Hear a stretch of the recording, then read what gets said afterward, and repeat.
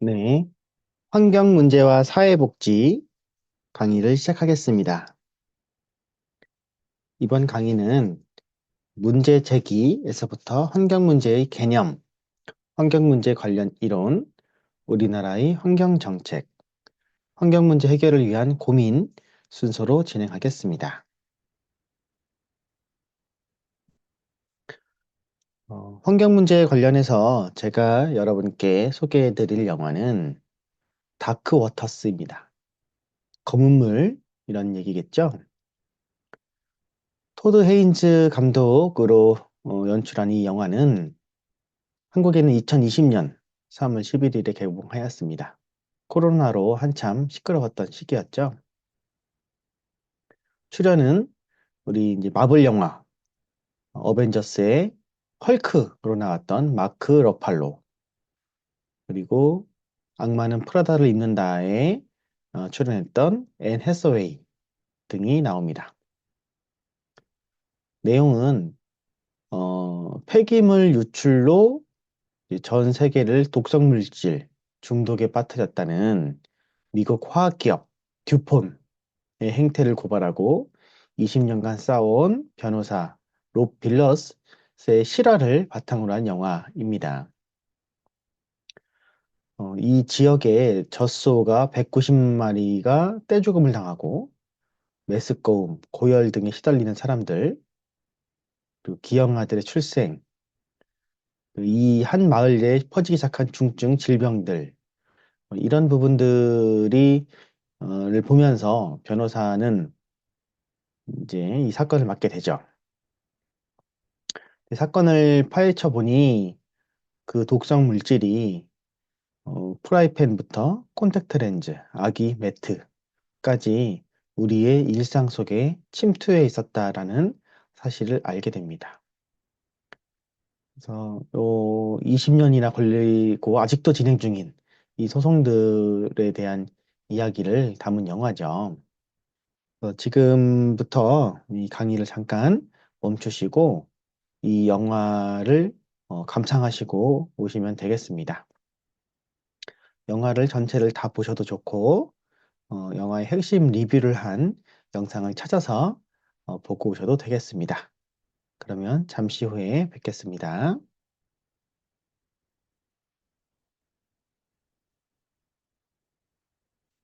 네, 영화 잘 보고 오셨나요? 자, 보시면, 그 이제 영화의 배경은 앞에서 설명드린 것처럼 이게 동물들, 젖소뿐만 아니라 이제 그 마을 주변에 있는 동물들이 이렇게 막 계속 죽어나가고, 그리고 그 이제 뭔가 폐수 처리된 그 지역의 돌들도 새까맣게 착색이 되고, 이렇게 아이들 치아도 검게 착색이 되고, 그런 부분들이 나옵니다. 그리고 암 같은 각종 그런 질병에 걸린 주민들, 공장 노동자들, 이런 이야기들이 나오는데요. 원래 이 변호사 롭은 기업 쪽 전문 그런 변호사였죠. 그래서 원래는 화학기업 쪽에서 주로 담당을 해왔어야 되는 건데, 이 이제 본인의 어머니와 이웃으로 잘 알고 지내는 사람이 이 사건을 좀 봐달라고 부탁하는 여서 알게 된 이 사건 때문에 이제 본인은 오히려 이제 기업의 반대인 피해자 입장에서 변호를 시작하게 됩니다. 해당 독성 물질은 2차 세계대전 당시 탱크에 이제 방수 코팅에 쓰이던 물질이었다는 거예요. 이 물질이었고, 이것이 이 회사 듀폰에서는 이제 C 탄소가 8개 결합된 물질 C8로 명명을 하고, 그들이 이 탱크에 썼던 방수 물질을 가정용품에도 써보자 라는 아이디어로 이렇게 이제 산업으로 자기들이 이득을 취한 부분이었겠죠. 그래서 실제로 프라이팬, 유화 매트, 콘택트 렌즈 등에도 그 물질들이 사용되고 있었습니다. 이렇게 어, 이 듀포는 실질적으로 영화에서도 이 처음에는 어떤 물질이 뭔가 노동자들의 건강에 이상을 일으키는 것 같다라는 조짐을 발견을 하고, 어떤 물질일까를 이제 알아보는 연구들, 확인들을 합니다. 그래서 어, 이 의심되는 이 성분을 노동자들에게 담배에 넣어서 지급을 해요. 그래서 그들이 실질적으로 그럼 병에 걸리고 입원하고 이런 것들을 보면서 확인을 한 거죠. 그럼 생체 실험을 했다라는 거거든요, 인간을 상대로. 너무 끔찍한 일이죠. 그리고 이제 각종 생체 실험 등으로 확실히 알게 됩니다. 저 성분이 질병을 유발한다라는 것을. 그 사실을 확인한 후에는 그 작업 공정에서 임신한 여자를 이제 제외시키는 그런 일들을 하죠. 더 큰 어떤 피해 확산, 알려지는 것을 막기 위한 조치였겠죠. 그렇게 사건을 철저히 은폐합니다. 이런 이제 사건 소송 중에서 이제 로 변호사가 환경부 등 여러 가지 부처들에게 사실을 보내고 소송을 진행하고 하는데 여전히 혐의를 부인하면서 고의로 계속 재판을 지연시키는 일들을 합니다. 그래서 그런 어떤 불법 행위, 그런 비도덕적인 행위들도 정부가 알고 있으면서도 영화 안에서 이제 기업의 로비로 적극적으로 행동하지 않는 정부의 모습도 나오죠. 그리고 정부의 미흡한 관리들. 그래서 이 사건이 의뢰돼서 판결이 나오고 진행되기까지 지금 20년에 가까운 시간이 흘렀고 아직도 진행되고 있다고 합니다. 그리고 2015년에서야 이 물질의 사용이 금지돼서 였는데 이미 세계 생물의 99%가 오염되었다라고 할 정도로 이미 퍼져버렸다는 거죠, 말.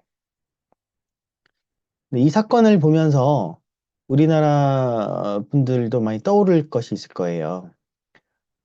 가습기 살균제 문제죠, 우리나라 국내에서. 2001년부터 판매된 이 가습기 살균제는 글로벌 기업 옥시의 문제였던 거죠. 그래서 이런 제조사의 안일한 문제 인식, 정부의 미흡한 관리, 수많은 호흡기 질환 피해자들이 발생을 했고요. 사망자, 부상자, 여전히 고통받고 있는 사람들이 많죠. 그리고 여전히 계속 소송은 진행 중이다라는 것.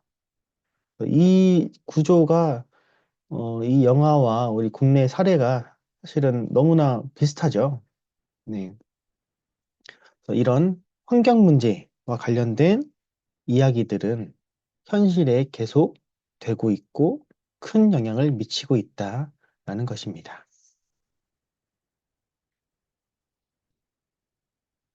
자, 보통 우리는 이제 문제라고 하면 본질적인 것부터 덜 본질적인 것, 전혀 그렇지 않은 것 등이 두루 존재하겠죠. 그중에서 우리가 다루고 있는 사회 문제들은 대부분 본질적인 부분을 내포하게 될 것이고요. 이 환경 문제 같은 경우는 특히나 더 본질적인 문제를 다룬다라고 보실 수 있겠습니다. 일반적으로 사회 문제는 한 나라 혹은 한 사회의 전반에 영향을 미치는 문제이겠지만 환경 문제는 이것이 사회, 나라, 심지어 한 대륙에 국한되지도 않고 지구 전체에 영향을 미치는 문제가 되겠습니다. 현대 사회는 산업화, 도시화로 수많은 환경 문제가 발생을 하고 있고요. 그런데 환경 문제에 대해서 심각성은 지금은 다들 인정을 하죠. 그렇지만 여전히 추상적이다 라고 생각을 하고 있고요. 실제적인 삶 속에서의 그런 의식은 부족하다고 어, 비판받고 있습니다. 그리고 환경 문제의 그렇게 중요성은 또 인식을 하지만 막상 경제적인 부분과 이렇게 마주하게 되면은 이 환경 문제들이 다시 부차적인 문제로 이렇게 밀려나게 되는 것도 현실이라는 것, 라는 부분입니다. 그렇지만 우리가 어, 이 지구는 하나뿐인 거잖아요. 한 번 망가지면 돌이킬 수 없다라는 그런 환경 문제의 특성 때문에 지금부터 경각심을 가지고 대처하지 않으면 나중에 너무나 큰 피해 속에서 회복할 수 있는 길이 없다. 이제 그런 부분들을 분명히 인식해서 다 같이 전 세계적으로 노력을 해야 된다라는 이야기들을 계속 강조되고 있죠.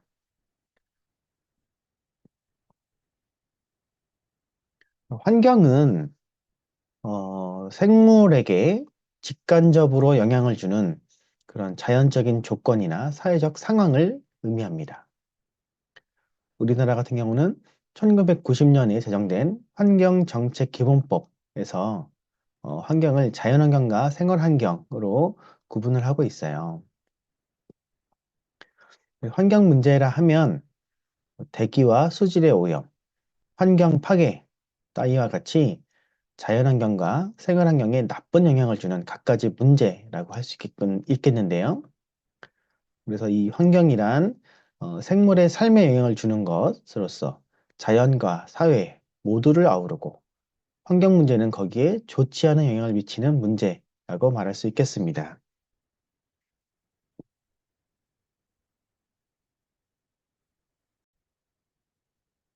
먼저 자연환경은 지하, 지표, 해양을 포함하는 그리고 지상의 모든 생물과 이들을 둘러싸고 있는 비생물적인 것을 포함한 자연의 상태로 풀이하고 있습니다.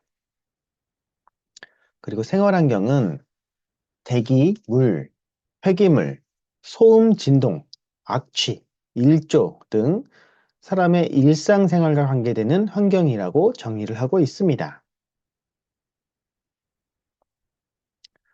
환경 오염 하면 사업활동, 그리고 기타 사람의 활동에 따라 발생되는 대기오염, 수질오염, 토양오염, 해양오염, 방사능오염, 소음, 진동, 악취 등으로서 사람의 건강이나 환경에 피해를 주는 상태를 의미합니다. 환경 훼손은 야생 동식물의 남획 및 그 서식지의 파괴, 생태계 질서의 교란, 자연 경관의 훼손 등으로 인하여 자연환경이 본래적 기능에 중대한 손상을 주는 행태를 의미합니다. 환경 보전은 환경 오염 및 환경 훼손으로부터 환경을 보호하고 오염되거나 훼손된 환경을 개선함과 동시에 쾌적한 환경의 상태를 유지, 조성하기 위한 행위를 의미하겠습니다.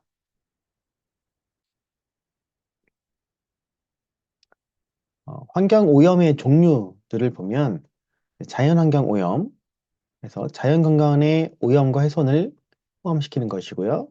폐기물 오염, 방사능 물질 폐기물, 생활 폐기물, 독성 물질 폐기물 등이 해당됩니다. 대기 오염, 매연, 먼지, 가스, 악취 등 사람의 건강과 재산에 해를 주거나 동식물의 생육 환경 등 자연환경에 악영향을 미치는 물질로 인한 오염을 의미합니다. 그리고 수질 오염, 생물체에게 해로운 영향을 줄 수 있도록 물의 물리화학적 성질이 변화되는 것을 말하는 것으로 하천, 강, 바다 등의 오염을 의미합니다. 이렇게 환경 문제가 20세기 후반 사회 문제, 사회적인 이슈로 부각된 이유를 알아보겠습니다. 첫째, 다른 사회 문제에 비하여 많은 사람에게 직간접적으로 영향을 미친다라는 것입니다. 이쪽 지역에 환경 오염이 생겨서 그 지역을 떠나서 다른 지역으로 이주하게 됐을 때 그 영향이 다른 쪽으로 확산되는 그런 것이 이제 문제의 특성으로 나타나는 것이죠. 다수의 지역 주민의 건강, 동식물의 생존을 위협하므로 그 자체가 매우 절박한 문제라는 것입니다. 셋째, 대부분의 피해가 잠정적, 점진적으로 발생하기 때문에 과소평가되는 경향이 있다는 것이죠. 그래서 환경 문제의 이 심각성을 모르고 있다가 일단 발생하고 나면 이미 돌이킬 수 없는 경우가 많다는 것입니다. 넷째, 오염물 배출자와 피해자가 다른 경우가 많다는 것인데요. 이렇게 산업화 도시화에 따라서 환경 오염 물질들이 많이 발생하게 되고 그것이 오존층을 파괴하고 지구 온난 현상을 일으키고, 그래서 빙하가 녹고, 그러면 해수면이 상승하고, 그러면 그런 도시와 산업화와 관련이 없는 지역에 해수면이 상승하면서 토지가 침수되고 살터전을 잃어버리게 되는 그런 현상들. 그래서 막상 그 오염물질이 배출한 사람이 아닌데 그런 피해를 받게 되는 현상이 일어난다는 것입니다. 다섯째, 환경오염에 따른 생태계 파괴는 다른 어느 사회 문제보다 회복이 어렵다. 회복이 어렵고 이 회복하는데 오랜 기간이 걸리면서 높은 비용을 필요로 합니다. 그래서 이러한 특성 때문에 환경 문제는 한 사회나 국가의 노력만으로는 해결할 수가 없고 전 세계가 힘을 합쳐서 대응해야만 합니다. 다른 분야들은 어떻게 환경 문제에 접근하고 그런 시각을 가지고 있는지 알아보도록 하겠습니다. 먼저 물리학의 열역학 이론에 따르면 열역학 법칙은 우리가 이제 질량 보존의 법칙 또는 물질 보존의 법칙 얘기를 하죠. 그리고 에너지 보존 법칙, 엔트로피 증가의 법칙 등으로 이야기를 하고 있습니다. 먼저 질량 보존 법칙에 따를 때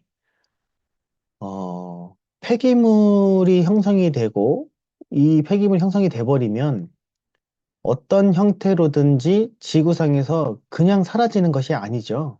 항상 그것이 남게 되고 영향을 미치게 되고 공짜로 사라지는 것이 아니다.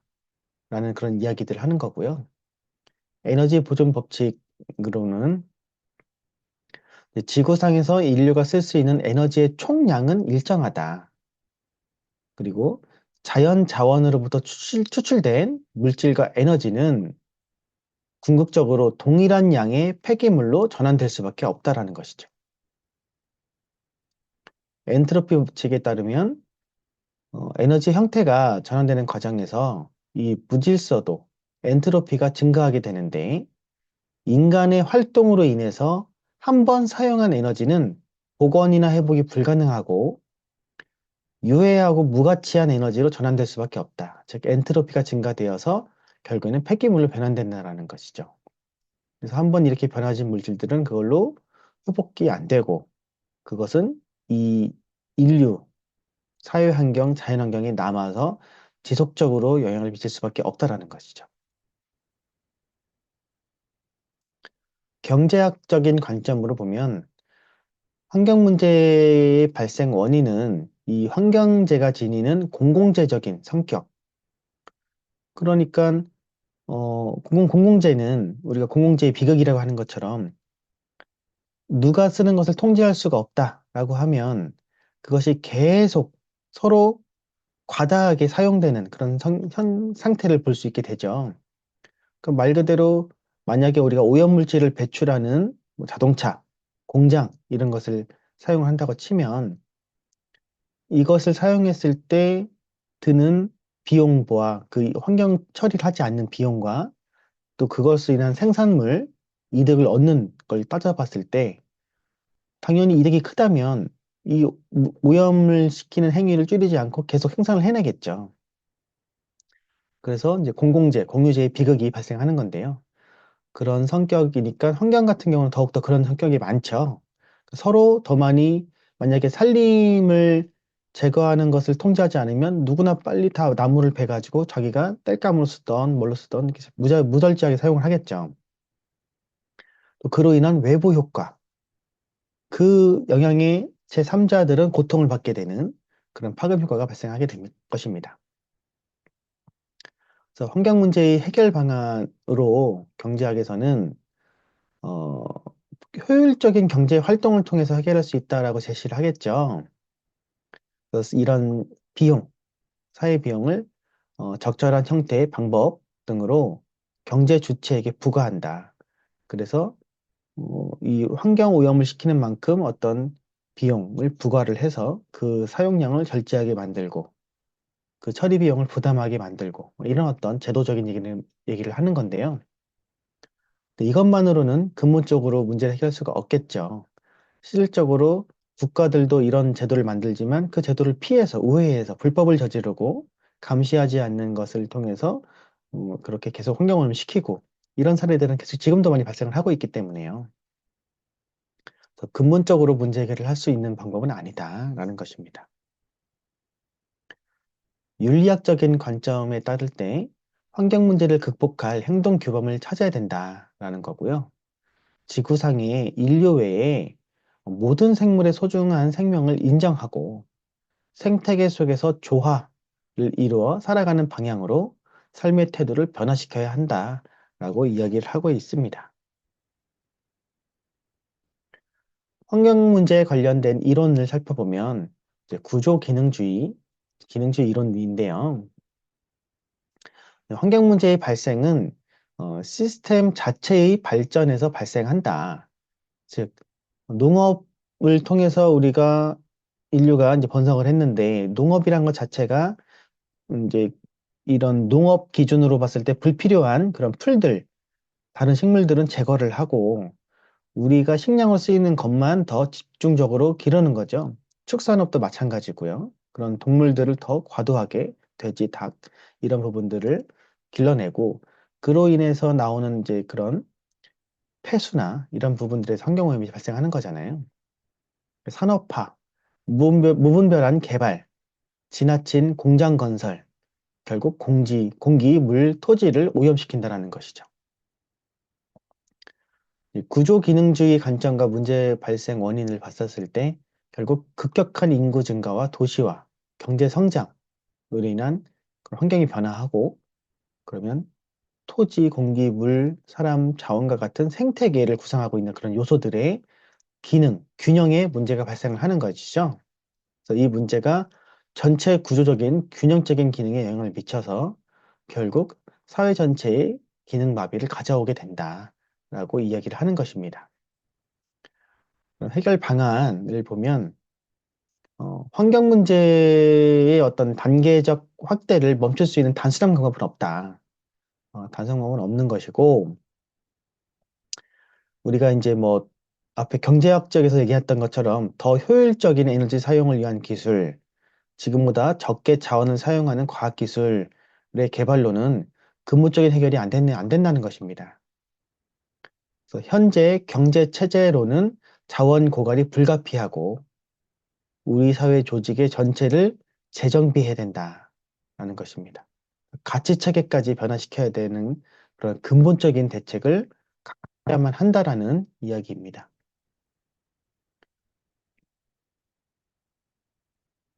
갈등주의 이론입니다.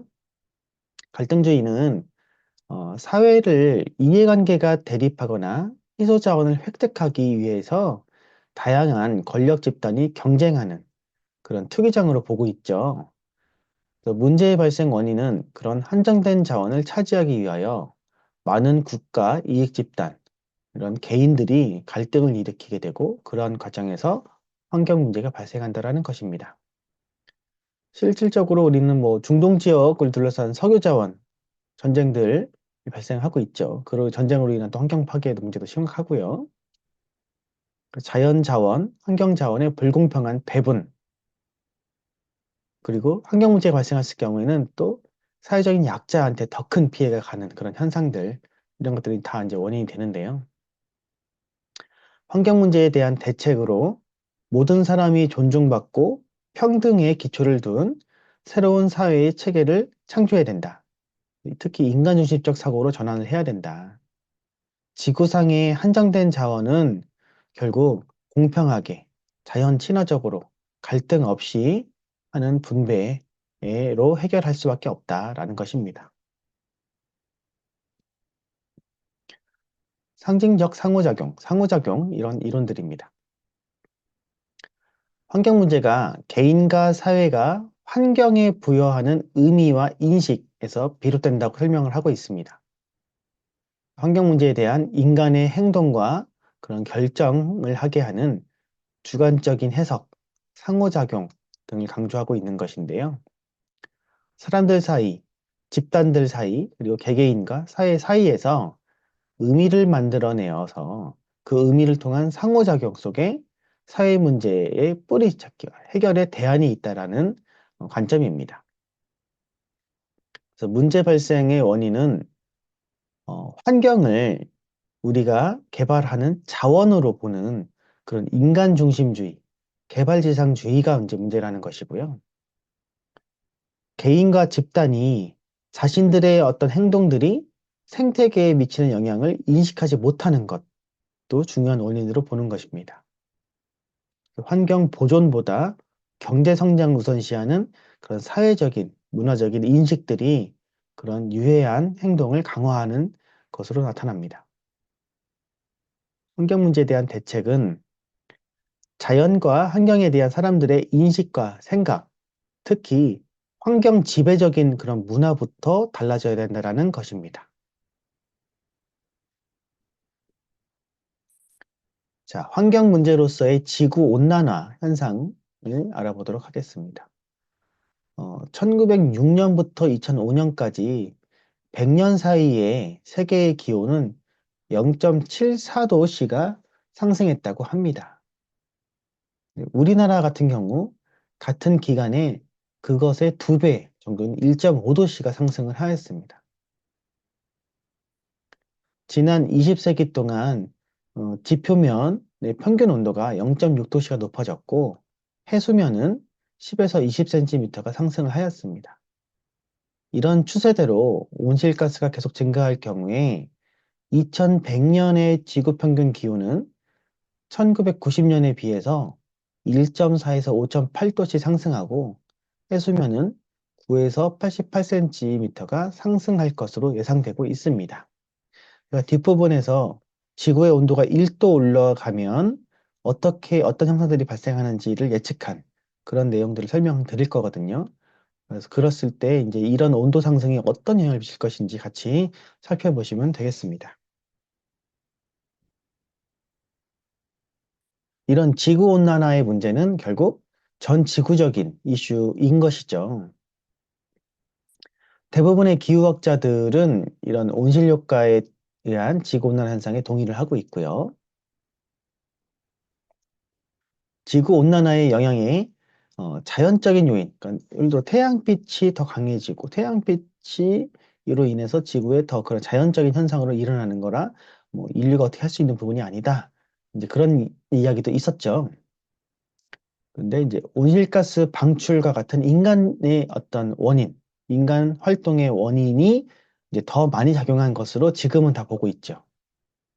그래서 이 IPCC 보고서를 참고를 하면 이제 IPCC는 기후 변화에 대해서 이제 정부 간 어떤 패널을 의미하는 거고 유엔의 전문기관인 세계기상기구와 그 산하기관인 환경계획에 의해서 88년도에 설립된 조직입니다. 그래서 여기서는 인간 활동에 대한 그런 기후 변화의 위험을 평가를 하고요.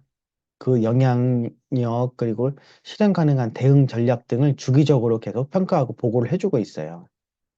여기서 이렇게 발간하는 보고서들은 객관적으로 전 세계적으로 많이 활용하고 게 됩니다. 이 IPC 같은 경우도 처음부터 그냥 뭐 이 온실 효과가 지구온난화 현상이 인간 때문이야 라고 말하지 않고 각종 데이터들을 계속 분석하고 발표하고 하는 것들을 과정을 거칩니다. 그래서 1차 보고서가 1990년도에 나타났는데요. 기후변화가 이제 정말 인간의 책임인가? 라고서는 이제 알아보는 그런 단계의 보고서였던 것이죠. 그러다가 이제 5년 후 2차 보고서 때는 인간도 그 이유 중에 하나다라고 밝히고 있는 것이었습니다. 그리고 3차 보고서 때 계속 그런 데이터들이 축적이 되면서 인간 책임은 맞는데 한 66% 이상은 된다. 이렇게 얘기를 하기 시작했고요. 4차 보고서 때에는 인간 책임이 90% 이상이다라고 이제 밝히고 있는 것이죠. 그리고 5차 보고서 때 인간 책임이 이제 95% 이상이다라고 하면서 6차 보고서 2022년에 이르러서는 인간 책임이 아주 명백하다라고 이제 얘기를 하고 있습니다. 99% 이상이라고 하니까 명백하다고 얘기를 하는 거죠. 그래서 지금은 이 기후의 어떤 지구 온난화 현상에는 인간 책임이다라는 것이 모두가 이제 이렇게 밝혀진 사실입니다. 지구 온난화는 결국 물 순환 메커니즘의 변화가 일어날 수밖에 없고, 그래서 홍수, 가뭄이 아주 자주 초래될 수밖에 없습니다. 그 동식물 식생 환경의 변화로 산림 항폐, 사막화는 계속 가속될 거고요. 말라리아, 황열병 등 전염병들이 증가할 것이다. 그래서 자연 생태계에 큰 영향을 미친다라는 것입니다. 사실 이제 우리가 이번에 너무 크게 겪었던 코로나19 사태 같은 경우도 인간의 무분별한 개발, 그리고 이런 지구 온난화 현상 등으로 그뭐 박쥐에 서식됐던 서식지가 이제 피해를 받으면서 박쥐들이 퍼져나가고, 그러면서 그런 가축이나 인간과 접촉면을 늘려나가고, 그러면서 이렇게 인간으로 이렇게 감염되는 바이러스로 이렇게 변이가 되고, 뭐 이렇게 이제 많이 보고를 하고 있잖아요. 그래서 환경 오염은 결국 그런 인간의 어떤 이제 생존, 건강과 너무나 이제 치명적인 작용을 하는 단계로 이제 이르렀다라는 것입니다. 자, 위성을 통해서 조사한 이산화탄소 배출량과 상쇄량의 차이입니다. 이런 온실가스 중에 대표적인 게 또 이산화탄소잖아요. 그래서 2015년과 20년 동안 대기 중에 이산화탄소 농도를 측정을 했고요. 그 결과 0 기준이 이제 흰색이라고 봤었을 때 이산화탄소 감소, 상쇄량이 높을수록 녹색으로 나타나고 이산화탄소 배출량이 높을수록 빨간색으로 나타나게 되겠죠. 그래서 이 어, 결과를 보면 지금 중국과 미국이 공동 1위로 나타나고요. 그다음에 이제 인도, 인도네시아, 말레이시아, 브라질, 멕시코, 이란, 일본, 독일 순으로 나타나고 있습니다. 이 나라들은 전체 면적이 넓고 인구가 많고 그러면서 더 절대량이 그렇게 더 많아지는 그런 부분도 영향이 있겠죠. 자, 그러면 이제 도시별로 따진 결과도 있습니다. 이산화탄소 배출 상위 10대 도시의 연간 배출량을 살펴본 건데요. 데니얼 모런이라는 노르웨이 과학기술대 교수팀이 발표한 그런 결과입니다. 세계 189개국 1만 3,844개 도시를 대상으로 측정을 했는데요. 정확히 그 도시의 행정구역 기준이 아니라 격자 형태로 이렇게 수를 잡아서 나눴기 때문에 그런 인구나 면적은 조금 더 이제 포함됐다고 보시면 되겠습니다. 이제 100개, 상위 100개 도시는 세계 배출량의 약 18%를 차지하고 있는 것으로 나타났고요. 상위 500개 도시에 우리나라 부산, 대구, 대전, 광주, 울산 등 한국 11개 도시도 포함이 됩니다. 그렇게 했었을 때 이제 한국의 서울이 가장 많은 양으로 나타났죠. 그리고 중국 광저우, 미국 뉴욕, 홍콩, 미국 로스앤젤레스, 중국 상하이, 싱가포르, 미국 시카고, 일본 도쿄 및 요코하마, 사우디아라비아의 리야드 이런 순으로 나타났습니다.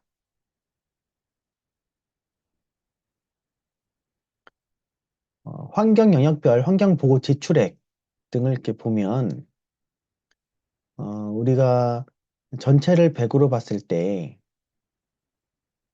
지금 폐수가 가장 많은 비중을 차지하고요. 그리고 그 다음이 대기, 그리고 폐기물 순으로 나타나고 있죠. 그러니까 이것은 이 세 가지가 우리나라 지출의 환경보호 지출액의 80%를 차지하고 있는 실정입니다. 이 중에서도 대기 영역을 보면 이제 그런 기업의 대기 오염 저감 시설 투자한 것, 공공의 미세먼지 저감 사업 투자한 것 이런 것들이 지속적으로 증가를 하죠. 그래서 전년 대비 증가율이 옆에 나와 있는데 이렇게 지금 3년 연속으로 10% 이상 증가율이 나타나고 있습니다. 대기 오염에 따른 환경보호 지출액이 급격히 증가하고 있다라는 것이죠.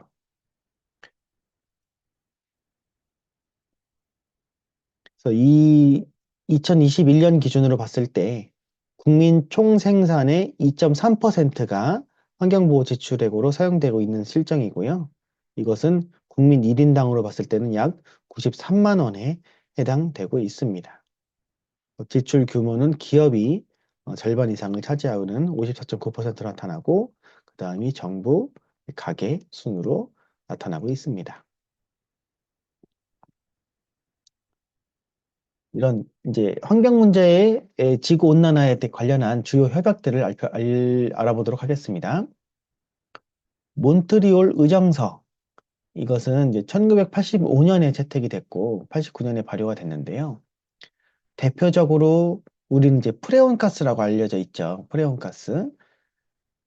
이것도 앞에 우리가 다크워터스 영화에 나오는 그 듀폰 회사가 만들어낸 물질로 상표명입니다. 프레온가스는. 우리가 염화불화탄소라고 얘기를 하는 거죠. 화학적인 명칭은. 이 프레온가스를 포함해서 이제 오존층을 파괴하는 물질들이 오존층을 파괴해서 결국 자외선 양을 늘려서 피부암이나 백내장을 유발하는 등 인체에 나쁜 영향을 미치는 것이 입증되었다. 그래서 이 관련 물질의 소비를 감축하자라는 내용의 협약서인 거죠. 우리나라는 1992년에 가입을 했고요. 2018년 기준으로는 현재 200여 개 국가가 참여를 하고 있습니다. 최근에 미국 컬럼비아대 로렌조 폴바니 교수팀이 이 몬트리올 의정서로 그나마 세계 각국에서 좀 노력을 했기 때문에 북극 얼음이 여름철에 완전히 사라지는 시기가 최대 15년은 늦춰졌다라고 발표했습니다. 그래서 국제적인 협약이 얼마큼 중요한가 그런 거를 알 수 있는 내용이었고요. 근데 참 안타까운 거는 이제 우리나라 경북대 연구팀이 그동안 계속 이렇게 뭔가 조금 오존층이 감소되는 게, 오존층이 이렇게 얇아지는 게 좀 완화돼야 되는데, 이상하게 계속 그 오존층이 파괴가 되는 것을 보면서 중국에서 계속 무분별하게 사용하고 있다라는 그런 의심 조항들이 많이 발생을 했었고요. 그래서 이 연구팀이 2019년 5월에 중국이 광범위하게 프레온 가스를 계속 생산 배출하고 있다. 그리고 정부는 이를 손 놓고 있다라는 사실을 밝혀냈습니다. 그래서 그 이후에 영국, 미국, 일본, 스위스 연구진이 참여를 해서 그 결과가 네이처지에 게재가 돼서 국제적으로 이제 인정이 됐습니다. 결국 중국 정부가 이를 인정하고 대대적으로 그런 산업체를 단속을 해서 공장 감축의 조치를 했다라는 일이 있었던 것이죠. 지금 그런 협약을 맺고도 잘 안 지키고 있는 그런 것 때문에 문제가 생기는 거잖아요. 이제 국제적으로 얼만큼 서로 간에 협력하고 잘 지키는 것이 중요한 것인가를 알 수 있는 사례였습니다. 유엔 기후변화 협약입니다. 다음은 1992년 6월에 브라질 리우 데자네이루에서 이제 우리가 리우 협약 이렇게 줄여서 얘기를 하죠. 개최된 그런 유엔 환경개발 회의에서 채택이 된 것인데요. 선진국과 개발도상국이 공동으로 그러나 차별화되게 책임을 진다라는 원칙으로 각자의 능력에 맞게 온실가스를 감축하자라는 것을 약속한 것입니다. 내용은 이제 선진국들은 개도국의 기후변화 적응 그리고 온실가스 감축을 위해서 그런 재정과 기술을 지원하는 의무를 규정을 하고 있고 개도국은 그런 온실가스 감축과 기후변화 적응에 관한 보고, 계획, 수립, 이행과 같은 일반적인 의무를 부여하고 있는 이렇게 차등된 그런 내용들을 같이 담고 있는 것이죠. 우리나라는 1993년 12월에 세계 47번째로 가입을 했고 이때 이제 개도국에 포함되기 때문에 이 온실가스 감축의 의무로 부여되지는 않았다라는 것입니다. 다음은 이제 교토의정서인데요. 97년 12월에 일본 교토에서 열린 유엔 기후변화 협약 당사국 총회에서 채택한 기후변화 협약이죠. 2005년 2월부터 발효가 되었습니다. 지구 온난화와 해수면 상승을 유발하는 이산화탄소, 메탄 등 6종류의 온실가스 배출량 감축의 의무를 부여하는 협약입니다. 38개 선진국 같은 경우는 이 1차 공약 기간 동안에 온실가스 배출량을 1990년 수준 대비 평균 5.2% 감축하자는 의무가 부과가 되고요. 개도국은 앞에 마찬가지 몬트리올 정서와 마찬가지로 그런 일반적인 조치 요구를 담고 있습니다. 우리나라는 2002년에 가입을 했고요. 그럼 이제 1차 공약 기간 2012년이 이제 끝나면서 그 이후 어떤 협상들은 몇 번 실패를 합니다. 그리고 그러면서 결과적으로는 이제 제2차 공약 기간인 13년부터 20년까지 설정이 돼서 진행을 하고 있지만 기존의 교토정서 불창국인 미국 외에도 일본, 러시아, 캐나다, 뉴질랜드 등이 2차 때는 불참을 하면서 참여국 전체의 배출량이 전 세계 배출량의 15%에 불과하게 되는 그런 결과가 나타났습니다. 다음으로 파리 협정입니다. 2015년 제21차 당사국 총회에서 2021년 1월부터 적용되는 그런 교토 정책을 대체한 새로운 기후변화 협정이 맺어지게 됐죠. 그래서 195개의 당사국이 참여해서 채택이 됩니다. 선진국에만 온실가스 감축 의무를 기존에 부과했었잖아요. 그래서 이제 이제는 모든 국가가 자국의 상황을 반영해서 참여한다 라는 보편적인 체제가 이제 마련되었습니다. 협약의 종료 시점을 따로 만들어두지 않았고요. 결국엔 목표는 지구의 평균 온도 상승을 2도 아래에서 억제한다. 최대 1.5도를 넘지 않도록 한다. 그런 것이 목표입니다. 대부분의 국가가 참여했기 때문에 참여하지 않은 국가를 보면 이란, 튀르키예, 에리트레아, 이라크, 남수단, 리비아, 예멘 등 7개국이 참여하지 않았고요. 중간에 우리가 이제 미국 같은 경우는 트럼프 전 대통령의 취임 후에 파리 협정에서 탈퇴를 했던 사례가 있었고 2021년 초 조 바이든 미국 대통령이 취임한 이후에 다시 즉시 복귀를 했죠. 그리고 지금 다시 또 트럼프 대통령이 취임을 하잖아요. 그래서 이제 또 이제 이런 어떻게 할 것인지 또 이제 기추가 주목되는 상태입니다. 가입 국가들은 그 온실가스 감축 목표를 제시를 하고 그 목표를 달성하기 위한 5년 단위의 그런 기본 계획을 수립해서 보고를 하게 돼 있습니다. 우리나라 같은 경우는 2030년까지 2017년 대비 온실가스 24.4% 감축 목표를 제시를 하고 있습니다.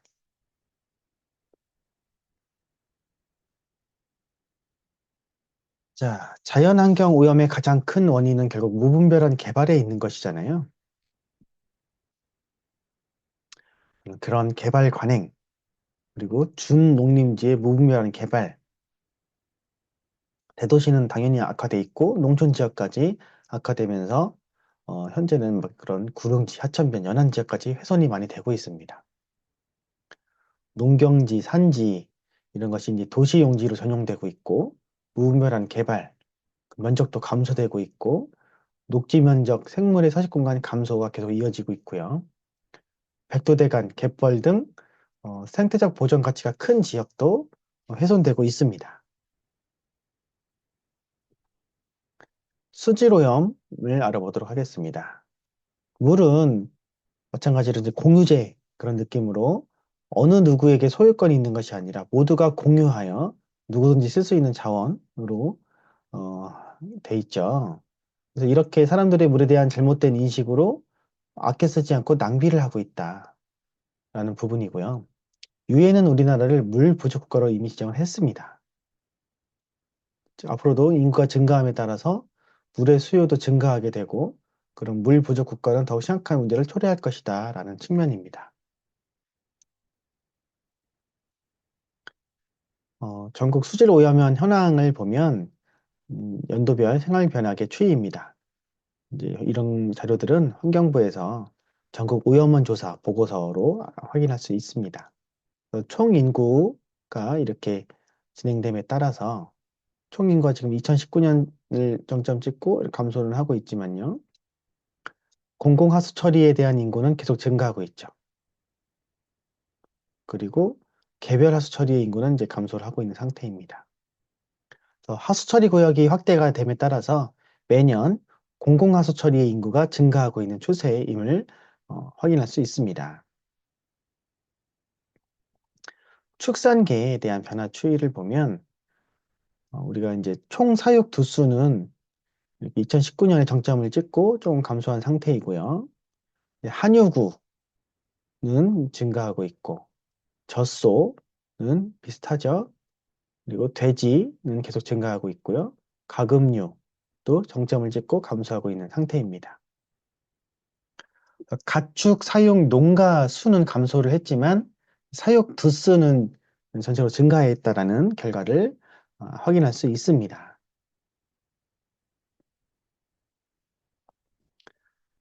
기타 수질오염 변화 추이들인데요.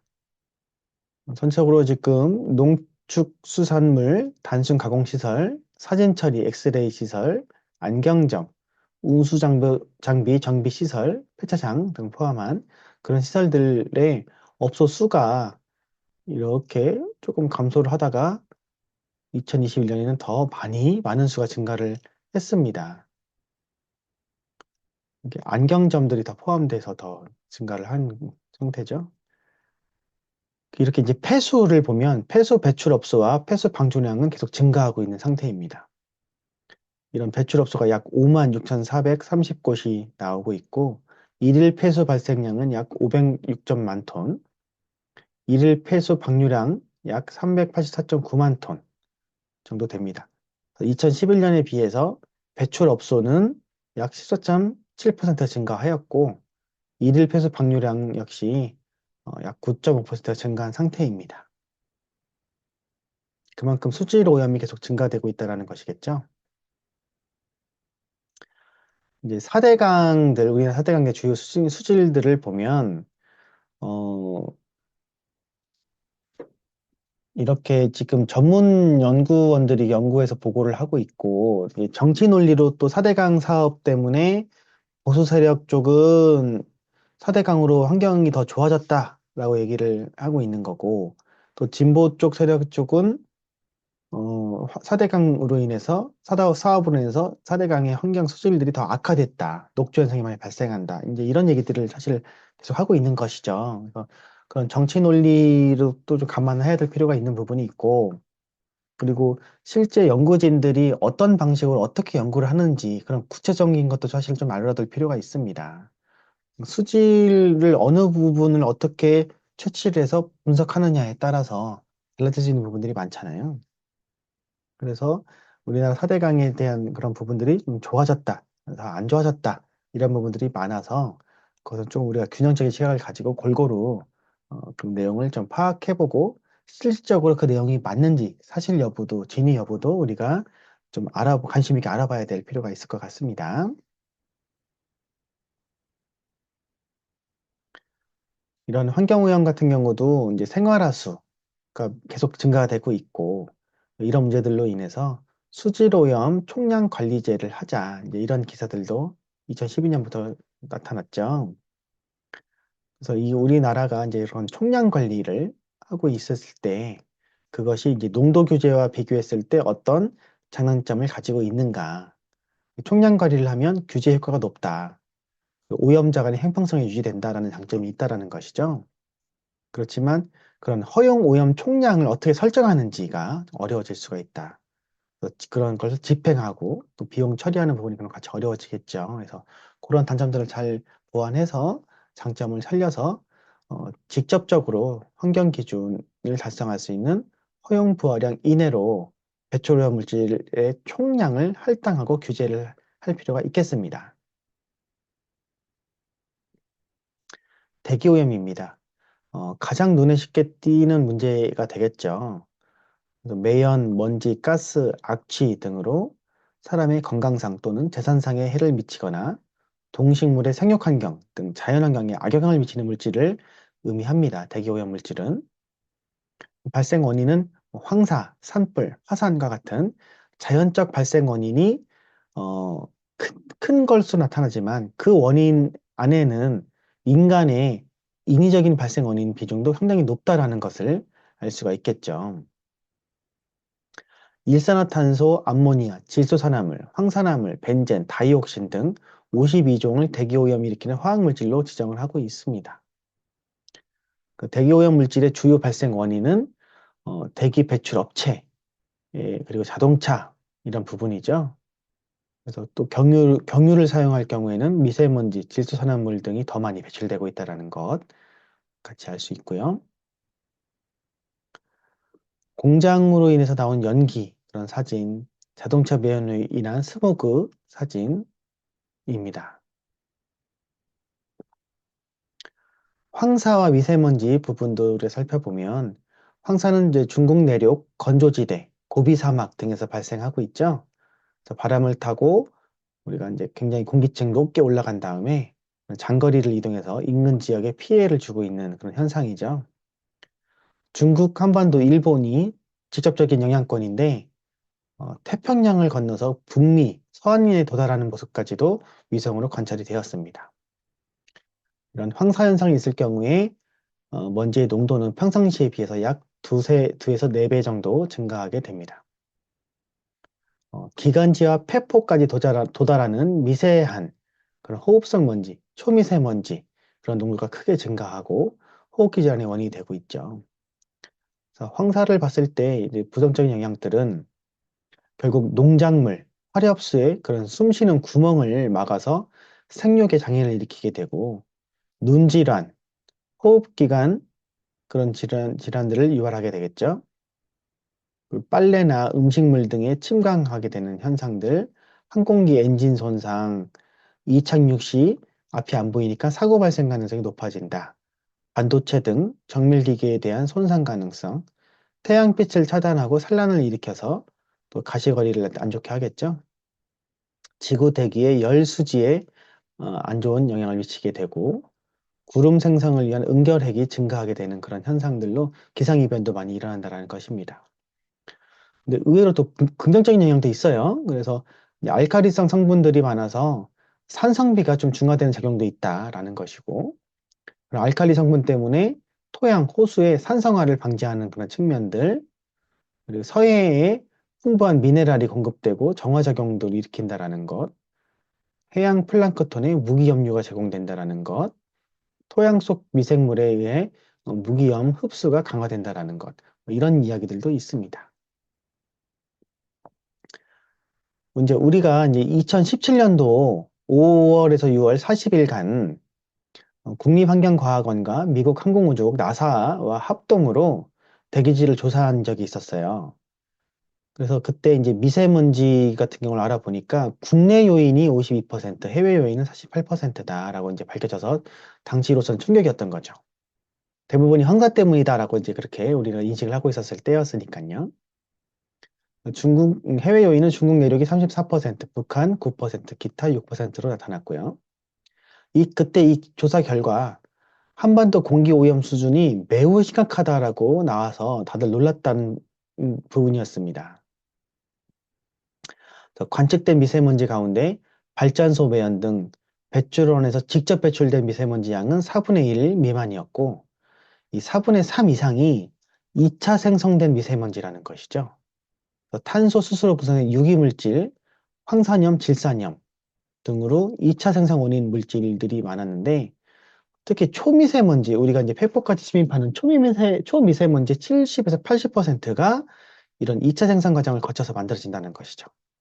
휘발성 유기화합물을 관리를 잘 하는 것이 관건이라는 것입니다.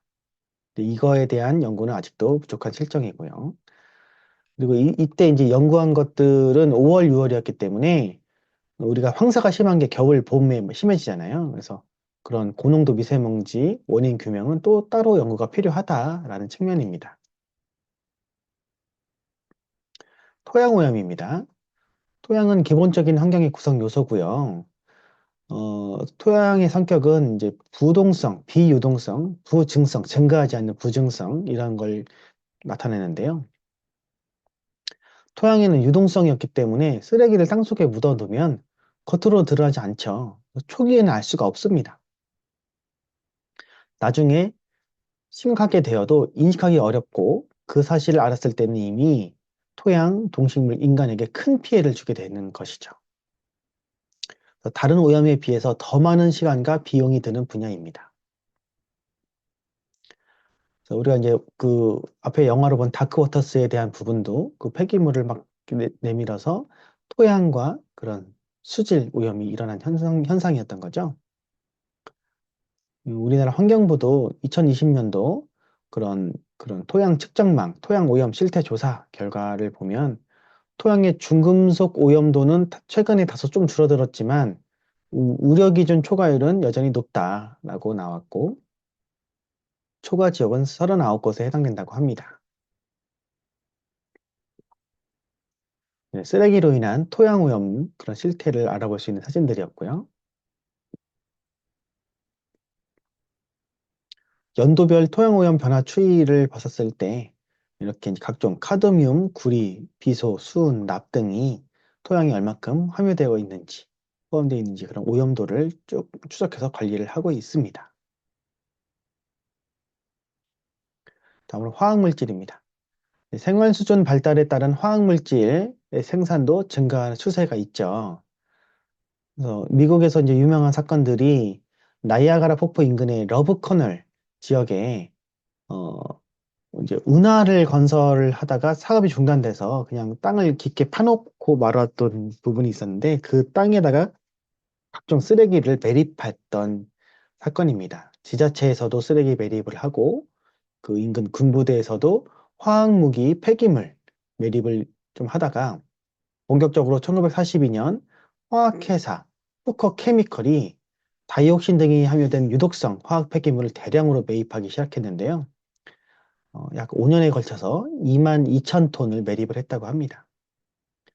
그 이후에 이제 시교육위원회가 이 매립지를 어떻게 조금 활용하고 올까라는 그런 부분 때문에 이 후커케미컬에 강력히 요청을 했다고 해요. 이 매립지를 조금 제공해달라. 후커케미컬이 처음에 우리가 이제 이런 것들을 매립했다라고 거부를 좀 했는데 이 교육위원회가 강력히 요구를 하다 보니 또 후커케미컬 입장에서는 이 매립지가 또 골치 아픈 나중에 골치 아픈 처리의 어떤 그런 것으로 남아 있었는데 이렇게 책임을 떠넘길 수 있었기 때문에 어, 결국에는 넘겼다고 하죠. 그래서 그 당시 이제 계약법상 1달러는 받아서 계약을 했고 사실상 기부가 해당되는 거죠. 시교육위원회는 이제 해당 매립지 위에 학교와 주택 등을 지었고 결국 다들 이제 이상한 질병들에 걸리면서 막대한 피해를 입혔다고 하죠. 이 사진들이 그 당시에 이제 독성 물질로 인한 오염된 그런 부분들과 이제 그 지역 주민들이 이제 시위하고 있는 그런 모습들입니다. DDT 같은 물질도 처음에는 기적의 농약으로 불렸다가 카슨이 쓴 책 침묵의 봄의 내용이 도화선이 되면서 사용 금지가 된 그런 물질들이겠죠. 이런 화학물질에 의한 오염을 피해 해결하기 위해서 화학물질 배출량 조사 제도를 시행을 하고 있고요. 그래서 밖으로 배출되는 양을 파악하고 정부에 보고하고 그런 자료들을 정부 기업 주민이 공유하도록 하는 제도입니다. 그래서 화학물질 배출을 감소시키는 효과가 있는 것인데 이런 제도가 잘 운영될 수 있도록 관리를 철저히 하고 화학물질 유해성 심사도 해서 이렇게 쾌적한 환경을 만드는 것이 결국 중요하겠다라는 것입니다. 폐기물에 대한 부분인데요. 이런 사회의 생활 양식이 결국 대량 생산, 대량 소비 형태로 변화됨에 따라서 쓰레기나 폐기물의 양이 계속 늘어나고 있습니다. 폐기물이라 하면 사람의 삶 속에서 불필요한 물질로 정의되고 있는데요. 1993년을 기점으로 점진적으로 계속 폐기물이 증가하는 추세에 있다가 95년도에 쓰레기 종량제 도입으로 좀 감소했다가 다시 99년 이후로 증가하고 있어서 현재 계속 우려가 되고 있는 상황입니다. 폐기물에는 이제 생활 폐기물이 있죠. 그래서 사업장 폐기물 외에 가정에서 배출하는 종량제 봉투 배출 폐기물, 음식물류 폐기물, 폐식용유, 폐지류, 고철 및 금속 캔류, 폐목재 및 폐가구류 등으로 구성되고 있습니다.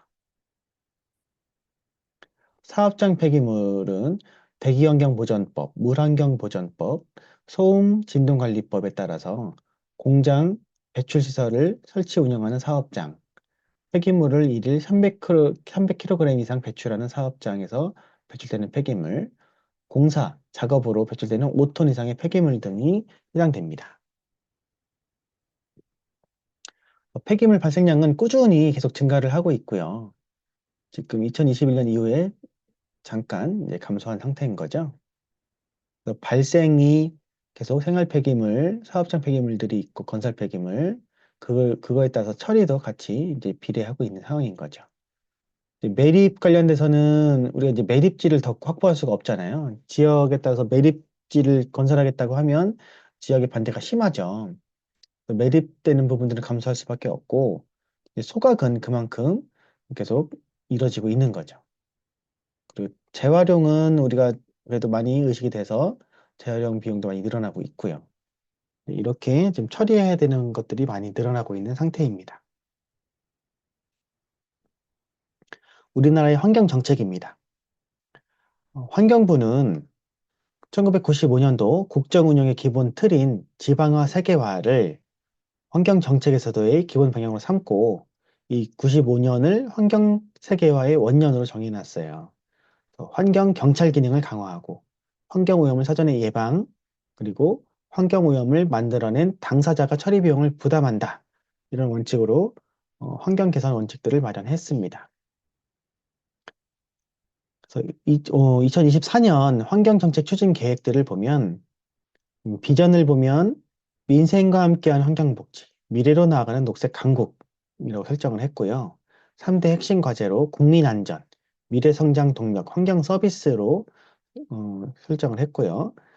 각각 이제 국민 안전 측면에서의 추진 방향은 안전한 환경 관리, 그리고 든든한 민생이라는 차원에서 인공지능, 그 스마트한 홍수 예보 시스템, 그리고 신규로 댐 하천을 준설해서 그런 물그릇을 획기적으로 확대하겠다. 다각적인 대체 수자원을 개발하고 그 신규 산단 용수 공급 등 맑은 물을 적기 공급하겠다. 생활 주변 시설의 공기질을 관리하고 불법 화학 제품을 엄단하는 등 환경 안전망을 강화하겠다라는 내용이 있습니다. 미래 성장 측면에서 추진 방향은 무탄소 녹색 성장, 단단한 경제인데요. 27년까지 국내 녹색 금융 투자를 30조 원 하고 녹색 산업 수주 수출을 24년까지 22조 원 했다라는 것이죠.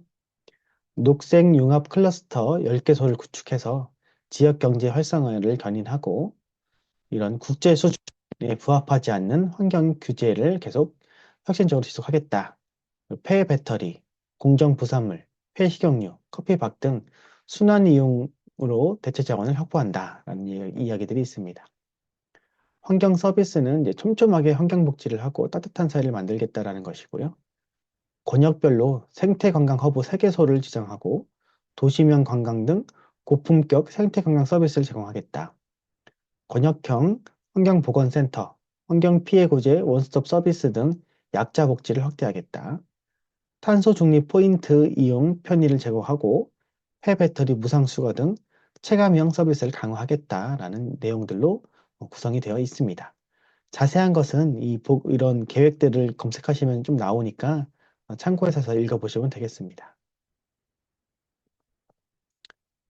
지속 가능한 발전을 달성하기 위한 전제, 전략들을 보면 환경 보전, 이런 환경의 질을 유지하는 것이 결국 우리 인류의 생존과 삶의 질 향상을 위한 전제가 되겠죠. 환경 문제는 국제적인 문제가 아니라 범세계적인 문제이고요. 지속 가능한 발전의 중심 개념은 미래에 대한 고려이라는 것입니다. 생태계의 수용 능력에 맞는 적절한 규모의 성장을 목표로 하는 개발 계획을 추진해야 되고요. 개발 규모의 적절성과 함께 적정 기술을 사용하는 개발이 모색되어야 할 것입니다. 그래서 우리가 발전, 그리고 환경, 이런 상충되는 부분들은 우리가 사회적으로, 국제적으로 합의를 이끌어내서 계속 잘 실천할 수 있도록 진행해야 될 것입니다.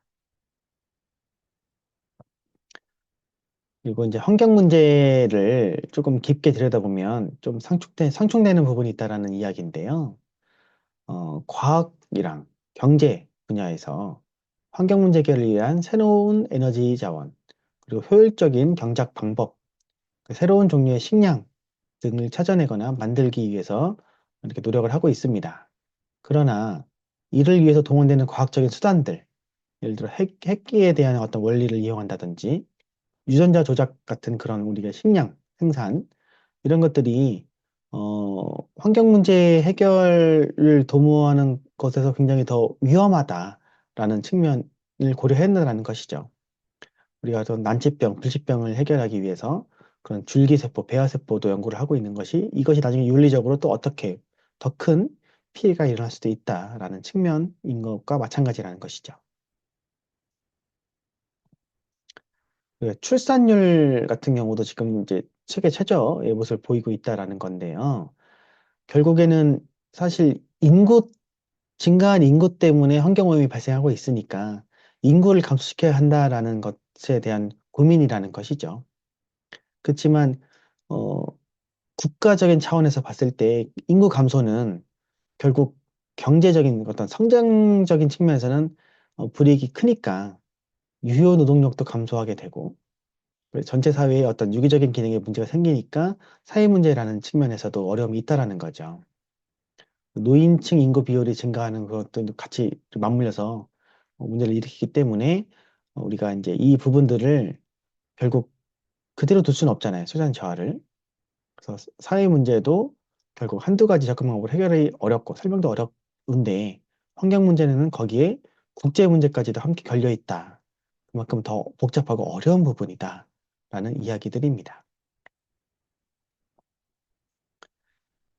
자, 이제 우리가 이제 그 세계의 어떤 기온이 1도부터 6도까지 올라갔을 때 이제 어떻게 이런 일이 벌어질 것일까라는 시나리오들이거든요.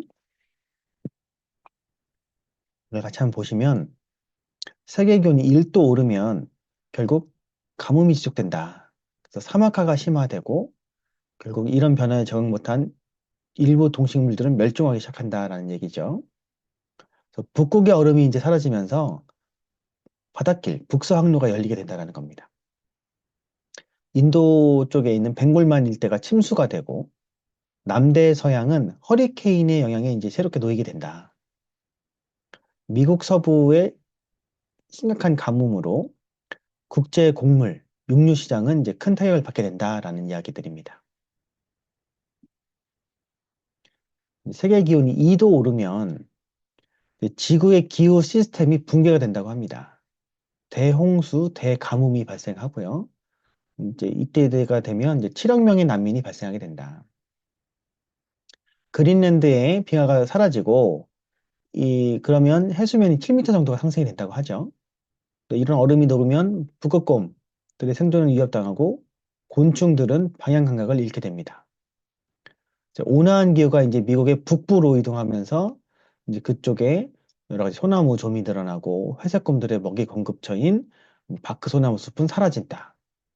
캐나다 동토가 녹으면서 그 자리에 새로운 숲이 나타나게 되고 태평양의 섬 투발루는 바닷속으로 사라지게 된다. 얼음이 녹으면 지구 온난화는 가속화된다고 하죠. 이제 빙하가 지금까지 이제 햇볕을 반사시켜서 그만큼 지구가 온도를 이렇게 가지고 있는 양을 좀 조절을 해왔었는데 이제 빙하가 없으면 이제 햇볕이 지구에 더 이렇게 흡수되는 양이 늘어나게 되겠죠. 그래서 재차 지구 온난화가 가속된다라는 이야기들입니다. 기온이 3도가 오르면 이제 문명은 붕괴 수준에 이른다고 합니다. 농업도 불가해지고요. 극지방에 사시사철 여름이 지속된다라는 것이죠. 아마존의 우림은 바싹 마르고 건조한 사바나 시대로 변하게 된다. 실제 2005년에 아마존 우림에 사상치 않게 가뭄, 폭염이 일어나서 이 일대 사람들이 물부족으로 사망하는 사태가 발생했고요. 가뭄으로 숲이 건조해져서 화재가 일어나서 숲 파괴를 가속화시켰던 사례가 있었죠. 알프스의 만년설은 거의 사라지고 엘니뇨 등 극단적인 기후 패턴이 일상화되고 지중해와 유럽은 탄 듯한 더위에 시달리게 된다. 그래서 이런 3도의 기온 상승은 결국 파국적인 악순환을 유발하게 된다라는 것이죠. 이제 세계 기온이 4도가 오르면 바닷물의 수위가 상승해서 인구 밀도가 높은 삼각주들을 집어삼킨다. 방글라데시 전역이 바닷물에 씻겨 내려가고 이집트가 침수되고 이탈리아 베니스는 이제 사라지는 거죠. 수십억 명의 신선한 물을 제공해주는 빙하가 사라지게 되고 캐나다 북부는 이제 반대로 이 추운 지역이 가장 비옥한 경작지대로 변모가 된다는 것이죠. 스칸디나비아 반도는 이제 온화한 휴양지가 돼버리고 남극 대륙 서부의 빙상이 녹아서 해수면은 더욱더 상승하게 된다는 것입니다. 이 기온이 5도가 오르면 남반구, 북반구의 온대 지방은 이제 사람이 살 수 없는 불모지로 변해돼 버린다는 것이죠. 그리고 LA, 카이로, 뭄바에 물을 공급하는 설계 빙원, 대수층 등은 이제 마르고 수억 명의 기후난민이 발생하고 이는 국가 간의 심각한 분쟁들을 계속 야기하게 되겠죠. 세계 기온이 6도가 오르면 이제 자연재해는 일상적인 사건이 돼버리고 사막은 너무너무 확대가 되며 세계의 주요 도시들은 이제 침수가 된다는 것입니다. 6도가 오른 상태가 장기간이 돼버리면 이제 수많은 생물종들은 대량으로 멸종해버리고 지구 최후의 날이 된다는 것입니다. 우리가 이제 앞에서 본 2015년 파리 기후 협약에서 각 나라가 제시한 목표를 스스로 제시했었을 때 그걸 100% 달성한다고 한 경우에도 사실상 지구 온도는 약 3도가 올라간다고 예측하고 있는 상태이거든요. 지금 우리가 하는 정도가 아니라 정말 획기적으로 이 기후 온난화 현상을 막기 위한 노력을 하지 않으면 너무나 큰 그런 이제 지구의 파괴 수준이 일어난다고 하는 것입니다. 이런 환경 문제는 결국 국제적인 합의로 접근 방법이 요구되는 것이 당연히 필요한 것이고 그것을 또 잘 지켜나가야 되겠죠, 국가가. 여전히 강대국들은 그런 힘의 논리로 책임을 회피하거나 또 각 나라의 어떤 이기적인 그런 부분들 때문에 협약을 지키지 않거나 이런 부분들이 문제가 되겠죠. 어, 환경 문제의 상당 부분은 결국 그래도 웬만큼은 한 사회 안에서 해결될 수 있기 때문에 최대한 노력해서 해결하자라는 그런 과제를 주고 있습니다. 이 지구 온난화를 해결하기 위해서 이제 모두 실천하자라는 그런 이제 그림의 내용들인데요. 더 많이 배워서 알자라는 측면이고 에너지를 절약하자 어떻게 하든 그런 비용 절감하고 주변에 이런 시각성을 말하는 것, 자체의 힘을 기르는 것, 나무를 심자. 그래서 이산화탄소 배출량을 감소시키고 육식을 줄이자. 메탄가스. 이 육식 우리가 이제 그 축산업으로 인해서 이런 환경오염이 많이 일어나는 건 알고 있겠죠. 그래서 절약하기, 장바구니 사용하자. 일회용을 줄여야 되는 거죠. 재생지를 사용하자. 광고 우편물들 없애고 인구를 좀 줄여 나가자. 이제 이런 측면들인데요. 전 세계적으로. 신토부리 농산물을 구입해 먹자. 냉동식품은 그 유통 과정에서 계속 또 환경오염이 발생하잖아요. 그 현지에서 직접 사서 먹자. 집에서 고효율 전구를 쓰고 고효율 같은 제품을 쓰고 전기 콘센트를 끄고 코드를 뽑아 놓자. 건조기 대신 빨랫줄을 사용하자. 태양열 전지를 설치하자. 그리고 온수기 단열재를 쓰자라는 내용들. 친환경 에너지로 전환하자. 여행도 비행기는 이제 가급적 타지 말고 최고의 여행은 자동차, 연비가 좋은 자동차를 타자. 하이브리드 전기차. 타이어도 매주 공기를 채워서 그런 연비를 높이자. 라는 얘기들. 걷기, 자전거 타기, 대중교통을 이용하자. 라는 측면들입니다. 그래서 각자가 이렇게 모두가 실천을 해주면 지구가 그만큼 더 그런 생명력을 유지를 하겠죠.